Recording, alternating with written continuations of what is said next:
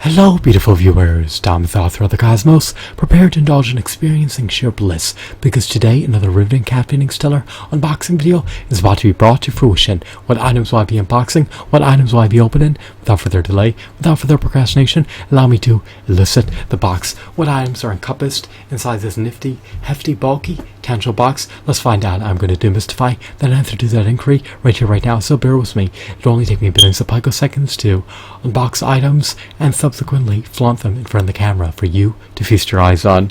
Here we go. The unboxing process is about to commence. I'm going to utilize this nifty pair of scissors to render an aperture in the box. Let's begin.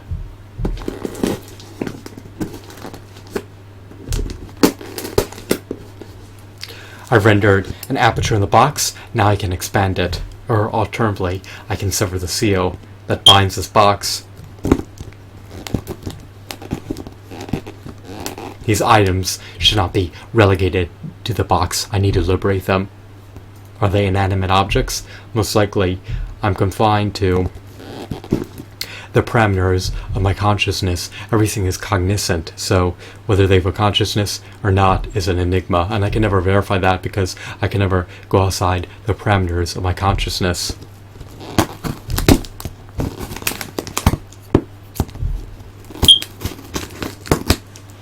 This is going to be glorious.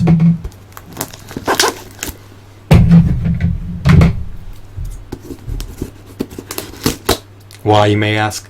I love action figures. I relish them. I love procuring more and amplifying my prodigious action figure collection that's comprised of a myriad of extraordinary figurines, such as the Cursed Dragon, is derived from the Yu-Gi-Oh! Duel Monsters action figure line.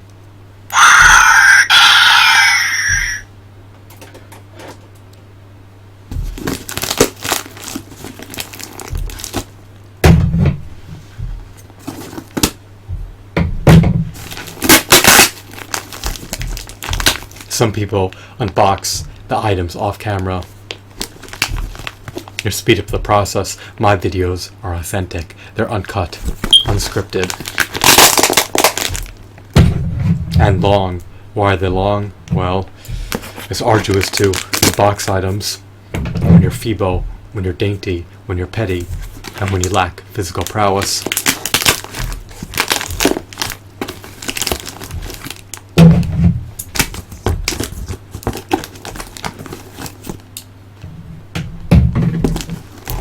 I'm also on the cusp of being anorexic. I need to amplify my calorie intake imminently before I succumb to starvation.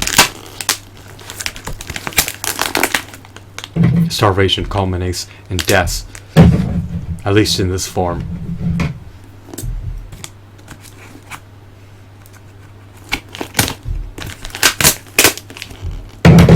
What happens when the spirit changes form? That's an enigma. The future is obscure. The future is precarious. The future is unforeseeable. Alrighty.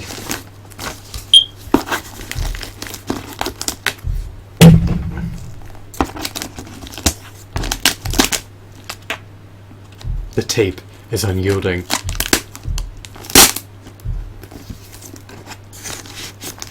It does not want to be cut. However, I have no choice in this scenario. I need to extract the items from the box so that I can utilize them. They have no pragmatic use by staying consigned to their shipping box. It's a hassle to undergo this process. I cannot outsource it to anyone, nor any piece of technology. It's too bad that unboxing robots do not exist that could assist me throughout the process.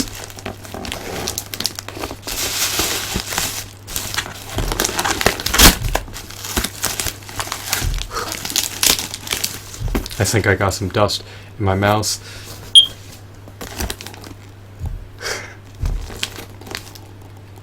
I'm striving to exhale it. I did not want to ingest it, but if I do, then so be it. It is what it is.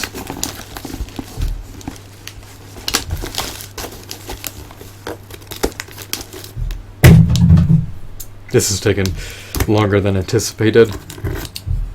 He utilized a plethora of tape,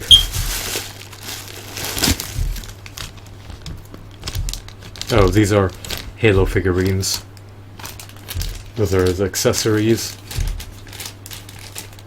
We have the battle rifle, the carbon rifle,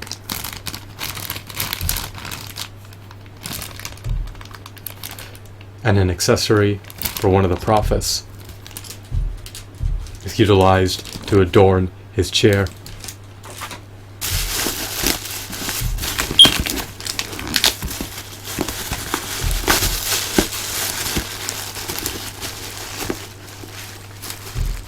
I'm going to be unboxing one figurine at a time.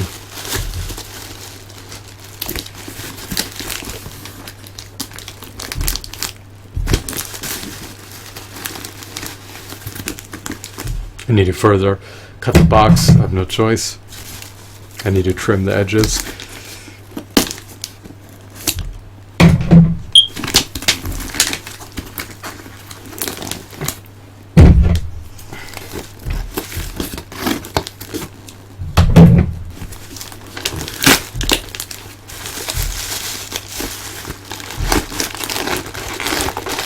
Could take forever to open them depending on how they're packaged.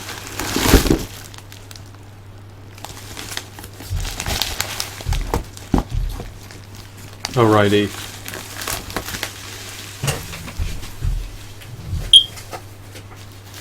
We have one of the Prophets.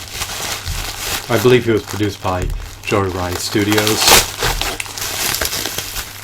He's from the Halo action figure line. Did he make his cameo appearance in Halo 1? I'm unsure. I've never finished the whole entire Halo 1 video game. Is he featured in Halo 3? I believe so. I recollect designating the Prophets in Halo 3. Is he the Prophet of Truth? Is he the Prophet of Mercy? That is an enigma. Let's find out. First, let's equip his accessory.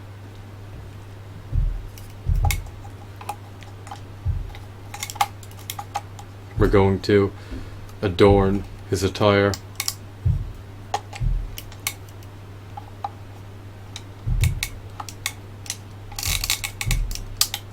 Is he sadistic? Is he malicious?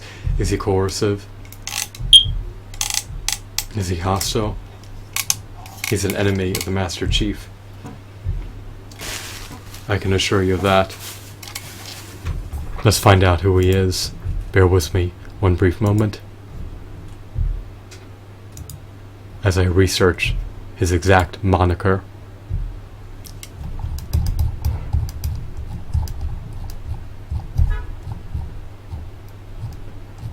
Alrighty.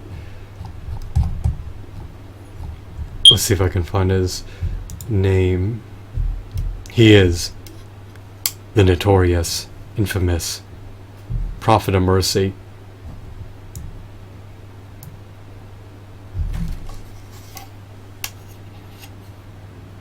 I believe Joyride Studios produced him post Halo 2 being released, so he may be a part of the Halo 2 action figure line as opposed to the Halo 3 action figure line. However, you can verify that for yourself.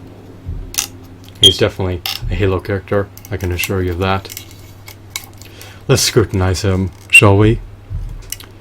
He has high quality aesthetics. He has high quality textures. He has high quality shadings. He doesn't have any major blemishes. He's not marred with scratches. He doesn't have any scuffs. Articulation wise, he can rotate his head. He can rotate his hands. He cannot ascend or descend his head, nor does he have any finger joint articulation. He lacks a diaphragm joint. His legs cannot be articulated. His legs are not transparent. They're obscured by his attire. Well, I presume that they're obscured by his attire, even though they're relatively non-existent. He's stationed on his chair.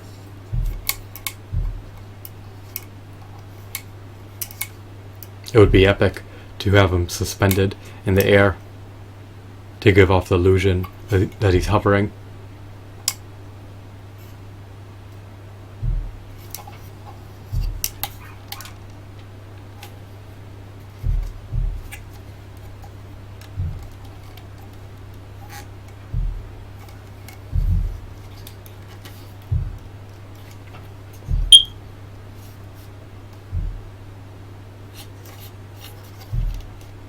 I'm just examining the figurine meticulously. I want to see if there's any major flaws. So he seems to be relatively unscathed. He seems to be practically in mint and pristine condition. I did not detect any major flaws, so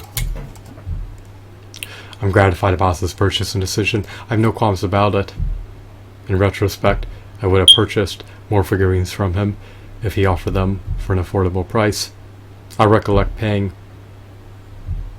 $11 or less to acquire this particular figurine amid purchasing other Halo figurines from him that came bundled together, and the lot that this figurine was encompassed within. So this is an extraordinary figurine. I love his details. I love gazing at this glorious figurine. He's really novel down to the nitty-gritty details.